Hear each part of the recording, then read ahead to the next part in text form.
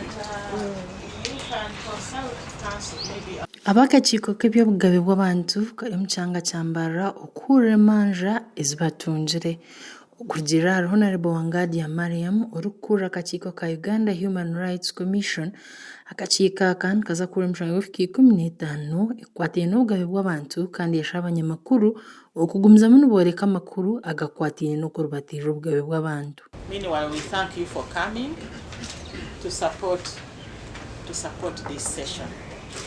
And we will be grateful when you give this session the widest publicity possible in the region.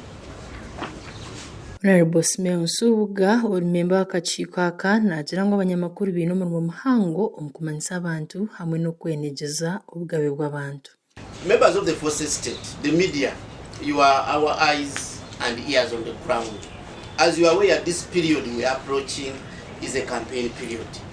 And our history has it that during this period, quite a number of cases of violation of human rights do occur during campaigns. So I want to appeal to the media, please report these cases the way they are, regardless of who has been involved.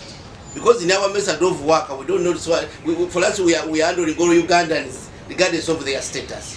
So if someone has violated someone's rights, please, media, every person report these cases.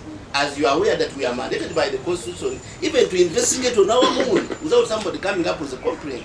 So what you are going to report, I can assure you, is going to help us in doing our work. We Honorable Jacqueline Rwabukurukuru ori member w'akakiiko aka yahiga beesimbire hamwe n'abatezi b'obururu okugira obuteeka n'obutaribatirira obugabe bw'abantu. Wareba ngu obugabe bwawe bwaribatirwa nobaasa kwija mu offices zitwa Mbarara twine abantu abakubasa kwakira omurungi regional offices abashema abarubirizi abakiruhura bona bagureta Mbarara mwijaho muri Mbarara rohaba omushango gwawe rugukurwa konka nitwe nkabakumedembe ry'obuntu rutwija kuba turiyo tutambatambura omyanya etari yemwe kureba akarura ko katambara kandi kureba nkagenda omu busingi. Honorable Shifa Rukwago nawe ori member w'akakiiko yashaba abatezi b'obururu n'abeesimbire okurinda obusinge kandi aratunja obuzibu abashikirire.